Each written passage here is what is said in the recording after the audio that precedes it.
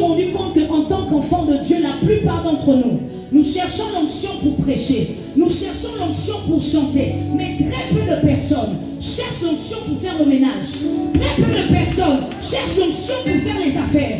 Très peu de personnes cherchent l'onction pour être professeur, cherchent l'onction pour impacter dans leur domaine d'activité. La plupart d'entre nous, nous voulons la chair, mais nous n'avons pas compris qu'en réalité, notre secteur d'activité est la chair que Dieu nous donne pour manifester sa gloire, pour manifester sa puissance, pour manifester son règne. Ah, je dis à quelqu'un, tu as besoin de l'onction. Parlons de l'église face aux nations. Mais ce que nous devons savoir, c'est que les montagnes que nous voulons aller conquérir, chaque terre a des principautés. Et si tu n'as pas compris que lorsque Dieu te donne une terre, cette terre a des principautés.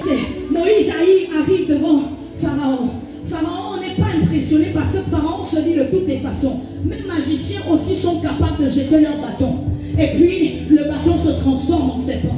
J'ai envie de dire à quelqu'un que le diable aussi fait des choses. Ne vous y trompez pas, le diable a un pouvoir. Sauf que le pouvoir de Satan n'est pas supérieur au pouvoir de notre Dieu. Ah, je dis, Jésus lui-même, il dit, tout pouvoir m'a été donné sur la terre et dans les cieux. Moïse arrive devant Pharaon, il jette son bâton. Mais les magiciens aussi jettent. Mais ce que j'ai aimé, Dieu pour démontrer sa puissance. La Bible dit que le bâton de Moïse, qui va se transformer en serpent, le serpent de Moïse va phagocyter les autres serpents, pour montrer que oui, vous avez de la puissance, mais la puissance de mon Dieu est au-dessus. Mais écoutez, le serpent était la divinité des Égyptiens. Ça veut dire que lorsque Moïse reprend son bâton, dans le bâton de Moïse, il y a les serpents de l'Égypte. Ça veut dire que lorsque Moïse reprend son bâton, il est en train de dire, dans mon bâton, j'ai déjà soumis sous mon autorité tous les dieux des Égyptiens. Je suis en train de dire à quelqu'un que oui, nous voulons aller dans les nations, mais si nous n'avons pas l'onction, si nous n'avons pas la puissance, on va nous manger. On peut tous faire la même chose, mais ce qui va faire que on prend un, on laisse l'autre, c'est l'onction.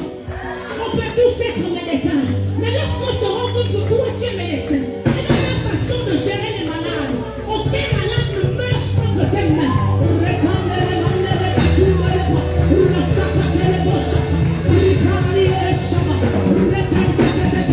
Avant de faire un malade, tu commences à parler en langue.